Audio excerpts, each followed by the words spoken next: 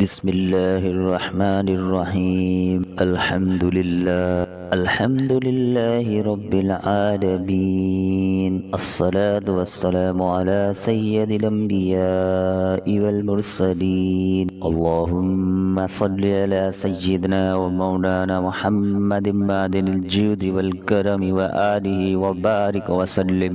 أما بعد، أعوذ بالله من الشيطان الرجيم.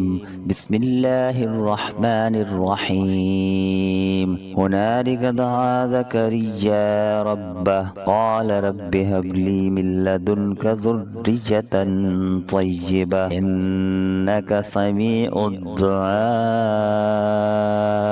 ترجمہ کنز ایمان. یہاں پکارا زکریا اپنے رب کو، بولا اے رب میرے مجھے اپنے پاس سے دے ستھری اولاد، بے شک تو ہی ہے دعا سننے والا.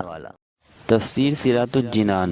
ہنالک دعا زکریا ربہ، وہیں زکریا نے اپنے رب سے دعا مانگی. حضرت زکریا علی نبینا و علیہ الصلوۃ والسلام نے اس جگہ پر اللہ تعالیٰ کی کرم نوازی دیکھی تو وہیں یعنی بیت المقدس کی محراب میں دروازے بند کر کے پاکیزہ اولاد کی دعا مانگی. آیت ہنالک دعا زکریا ربہ سے معلوم ہونے والے دعا کے آداب.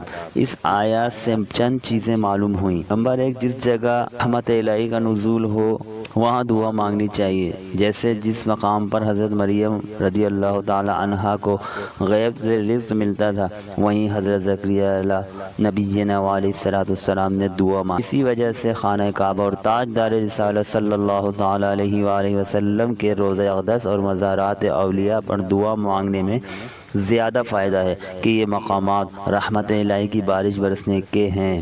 علماء کرام نے اس جگہ کو مقبولیت کے مقامات سے شمار کیا جہاں کسی کی دعا قبول ہوئی ہو، لہذا جہاں اولیاء کرام رحمۃ اللہ تعالی علیہم کا وجود ہو یا جہاں وہ رہے ہوں وہاں دعا کرنی چاہیے، کیونکہ اولیاء رحمۃ اللہ تعالی علیہم بکثرت دعا کرتے ہیں اور ان کی دعائیں بھی قبول ہوتی ہیں، تو جہاں وہ رہے ہوں گے وہاں دعائیں ضرور قبول ہوں گی. حضرت زکریا علیہ نبینا علیہ السلام نے پاکیزہ اولاد کی دعا مانگی. معلوم ہوا کہ صرف اولاد کی دعا نہیں کرنی چاہیے کہ اولاد تو زبردست آزمائش بھی بن سکتی ہے، لہذا پاکیزہ کردار و عمل والی اولاد کی دعا کرنی چاہیے تاکہ اس سے دنیا و آخرت کا سکھ ملے.